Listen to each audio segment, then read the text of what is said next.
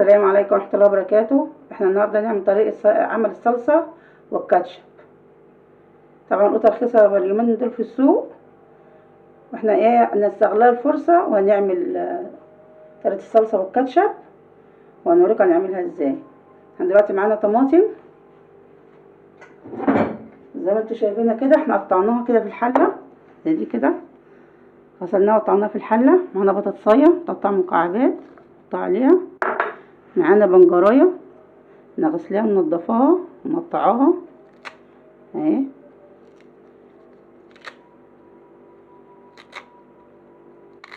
نحطها عليها برضو.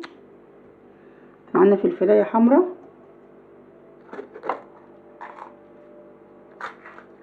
نحطها عليها ونحطها على النار تاخد غلوتين ونسيبها تبرد ونضربها في الخلاط ونرجع لكم تاني ونشوف هنكملها ازاي. دلوقتي بعد ما الطماطم خدت غلوة على النار زي ما انتوا شايفين كده وبردت، هنبتدي نضربها في الخلاط. نضربها في الخلاط كده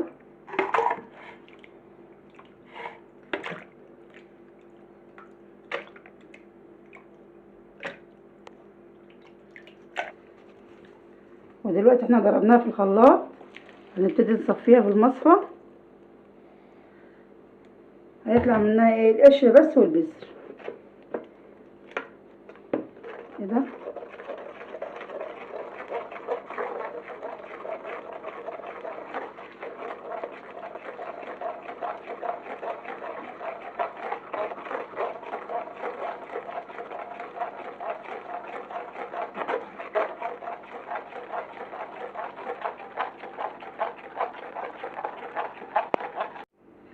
ودلوقتي احنا بعد ما صفينا الطماطم زي ما انتوا شايفين كده، مفضلش غير القشر والبذر بالطريقه دي كده. القشر والبذر بس الفاضل، واحنا قسمناهم يعني خدنا حبه نعملهم كاتشب والباقي هنا نعمله صلصه. وهنروح دلوقتي على النار ونشوف هنعمل ايه. ودلوقتي زي ما انتوا شايفين الصلصه حاطينها على النار عشان تغلي تقصر شويه، موطين عليها خالص تغلي حبه على النار لحد ما تقصر حبه. هي تقيله اهي زي ما انتوا شايفين بس تقصر برضو حبه. هنا بقى بالنسبه للكاتشب برضو احنا حاطينه على النار يغلي بس هو كده تقيل كده تقيل. فاحنا هنعمل ايه؟ نحط حبه ميه كده، حوالي كوبايه ميه هي دي كده، وهنحط حبه ملح صغيرين، هنحط دي كده شعرة ملح ليمون، وهنحط حوالي 3 معالق سكر. نقلب كده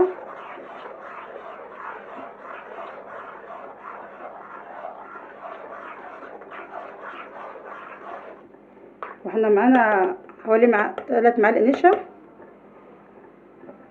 هنضربهم في ميه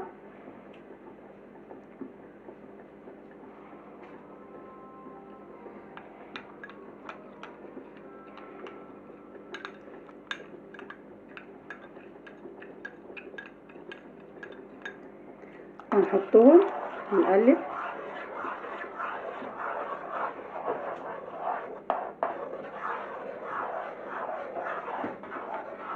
ومعانا حوالي 4 معالق خل،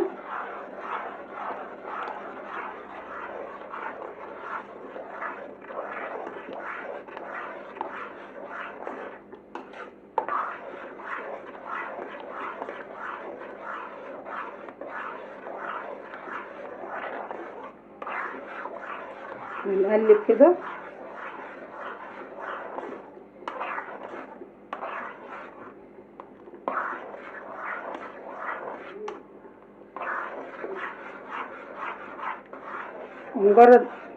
مجرد ما يغلي ويبرد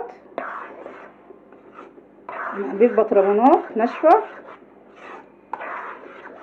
ونحطه في التلاجة. دلوقتي زي ما انتوا شايفين كاتشب اهو، لازم يغلي كويس قوي كده اهو، السمك كده حلو. واحنا دلوقتي هندفع عليه ونسيبه يبرد خالص، ونعبيه بطرمانات ناشفه خالص، نحطه في التلاجة تاني ما يقعدش اكتر من اسبوع.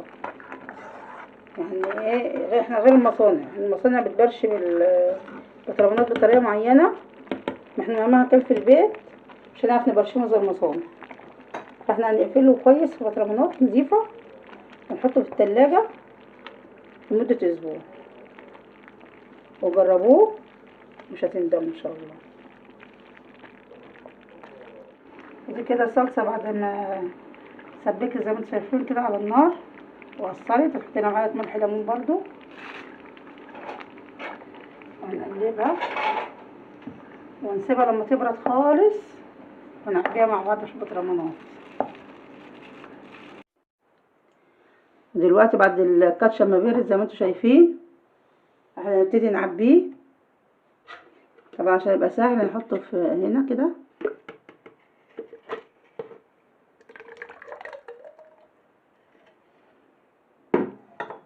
احنا معانا ازايز بتاعت عصير وهي غسلينها وناشفه خالص، هنعبي فيها كده.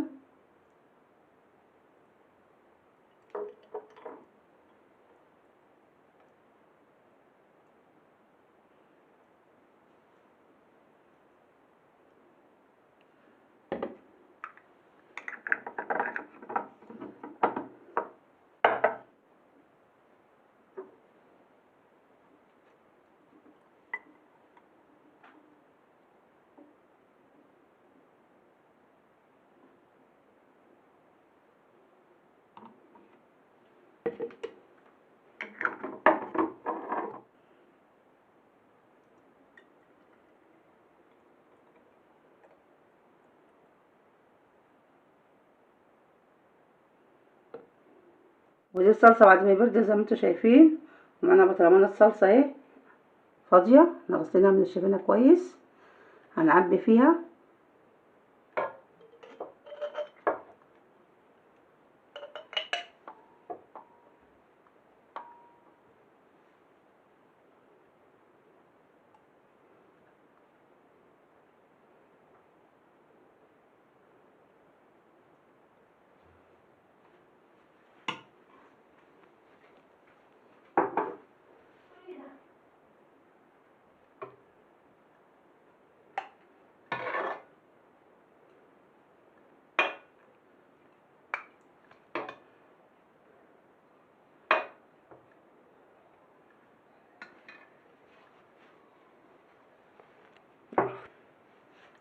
ودلوقتي احنا نحط على وشهم حبة زيت كده،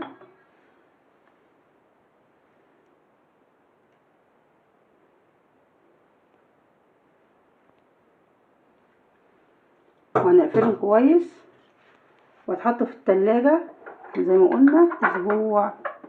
نقفلهم كويس، والبقية معانا صلصة زيادة نحطها في اكياس زي كده ونشيلها في الفريزر. الافضل يعني انها تبقى في الفريزر، ولو تحط البطرمانات دي في الفريزر برضه يبقى احسن، بس دي احسن من الجاهزة بكتير. الجاهزة بتلاقيها متبقاش فيها طماطم اصلا.